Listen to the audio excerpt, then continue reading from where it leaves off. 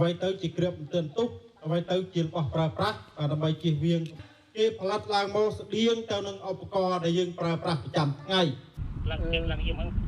ញុំប្រើគាត់ថាយកចេញពីដល់